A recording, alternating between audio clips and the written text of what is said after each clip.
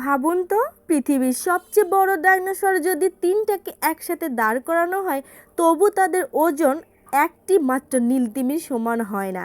হ্যাঁ বন্ধুরা, নীলতিমি পৃথিবীর ইতিহাসে এখন পর্যন্ত বেঁচে থাকা সবচেয়ে বড় প্রাণী। কিন্তু প্রশ্ন হলো, এত বড় কেন? শুধু কি সমুদ্রের জলে ভেসে থাকার কারণে, নাকি এর পেছনে লুকিয়ে আছে আরও গভীর বৈজ্ঞানিক রহস্য? অনেক বছর ধরে মানুষ ভাবতো জলে থাকার কারণে শরীরের ওজন অনুভূত হয়, তাই নীলতিমি এত বিশাল হয়েছে। কিন্তু সাম্প্রতিক গবেষণা বলছে আসল রহস্য লুকিয়ে আছে তার খাবারের পদ্ধতিতে। অবিশ্বাস্য হলেও সত্য, এত বড় প্রাণীটি খায় ক্ষুদ্র ছোট ছোট প্রাণী যাদের বলা হয় ক্রিল, দেখতে অনেকটা ছোট চিংড়ির মতো। নীলতিমি একবার মুখ খুলে হাজার হাজার ক্রিল একসাথে গিলে ফেলে, তারপর বিশেষ ফিল্টারের মতো দাঁতের সাহায্যে পানি বের করে শুধু খাবার রেখে দেয়। এই পদ্ধতিকে বলা হয় ফিল্টার ফিডিং, অর্থাৎ কম শক্তি খরচ করে একসাথে প্রচুর খাবার সংগ্রহ করা। আর এই কৌশলে তাকে করেছে সমুদ্রের আসল দৈত্য। একটি পূর্ণবয়স্ক নীলতিমির দৈর্ঘ্য প্রায় 33 মিটার পর্যন্ত হতে পারে, মানে একটি বড় বাসের থেকেও কয়েক গুণ বড়। ওজন হতে পারে 150 থেকে 200 টনেরও বেশি। এর হৃৎপিণ্ড এত বড় যে প্রায় একটি ছোট গাড়ির সমান, আর প্রতিটি স্পন্দনে শত শত লিটার রক্ত শরীরে প্রবাহিত হয়। শুধু তাই নয়, এর ডাক এত শক্তিশালী যে সমুদ্রের জলে শত শত কিলোমিটার দূর পর্যন্ত পৌঁছে যায়। ভাবুন, কক্সবাজার থেকে সিলেট পর্যন্ত কেউ যদি আপনার ডাক শুনতে পায়, ঠিক তেমনই বিস্ময়কর। আরও অবাক করার বিষয় হলো, নীলতিমি আসলে মাছ নয়, এটি একটি সামুদ্রিক স্তন্যপায়ী। এরা ডিম পারে না, সরাসরি বাচ্চা জন্ম দেয়। একটি নবজাতক শাবকের ওজনই হতে পারে 2 থেকে 3 টন। লক্ষ লক্ষ বছর আগে এদের পূর্বপুরুষ ছিল স্থলচর প্রাণী।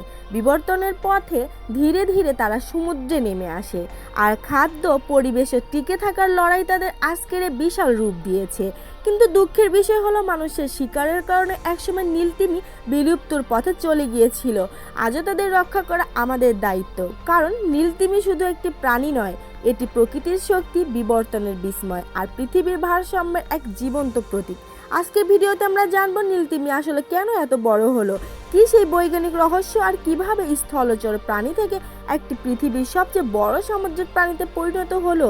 ভিডিওটি শেষ পর্যন্ত দেখুন, কারণ শেষের তথ্যটি আপনাকে সত্যি অবাক করে দিবে। আর আমার চ্যানেলে নতুন হলে অবশ্যই চ্যানেলটি সাবস্ক্রাইব করে পাশে থাকা বেল আইকনটি চাপ দিয়ে অল নোটিফিকেশন অন করে দিন।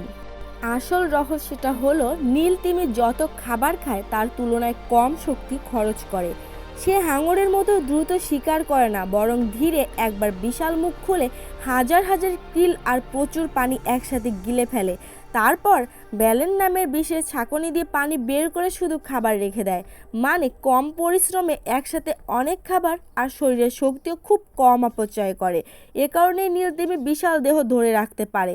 সহজ ভাষায় বললে, যত শক্তি পায় তার চেয়ে অনেক কম শক্তি খরচ করে। আর এই বুদ্ধিমান খাদ্যাভ্যাসে নীলতিমিকে পৃথিবীর সবচেয়ে বড় প্রাণী বানিয়েছে। আর জানেন কি, এই নীলতিমি কখনো পুরোপুরি ঘুমায় না, কারণ এটি মাছ নয়, এটি একটি স্তন্যপায়ী প্রাণী। মানে আমাদের মতোই শ্বাস নিতে তাকে পানির উপরে উঠতে হয়। তাই নীলতিমি মস্তিষ্কের এক পাশে বিশ্রাম দেয় আর অন্য পাশে জেগে থাকে, যাতে সময় মতো শ্বাস নিতে পারে। নীলতিমি উত্তর আটলান্টিকে কানাডার উপকূল এর আশেপাশে দেখা যায়। দক্ষিণ আটলান্টিকা, আর্জেন্টিনা, ব্রাজিল এবং আফ্রিকার পশ্চিম উপকূলে গভীর সমুদ্রে থাকে। এরা সাধারণত ঠান্ডা ও গভীর পানিতে থাকতে পছন্দ করে, কারণ সেখানে krill বেশি পাওয়া যায়। এই নীলতিমির ছোট্ট ভিডিওটা যদি ভালো লেগে থাকে তাহলে অবশ্যই একটা লাইক দিয়ে জানিয়ে দিও। কমেন্টে লিখে দাও তোমার কাছে কোন তথ্যটা সবচেয়ে বেশি অবাক লেগেছে। আমি কিন্তু সবার কমেন্টের উত্তর দিয়ে থাকি। বন্ধুদের সাথে ভিডিওটা শেয়ার করে দাও, যাতে তারাও এই আশ্চর্য প্রাণী সম্পর্কে জানতে পারে। আরও এমন আকর্ষণীয় ভিডিও পেতে SB স্যাটিসফাইড লাইফ চ্যানেলটি সাবস্ক্রাইব করে বেল আইকনটা অন করে দিও। Thanks for watching.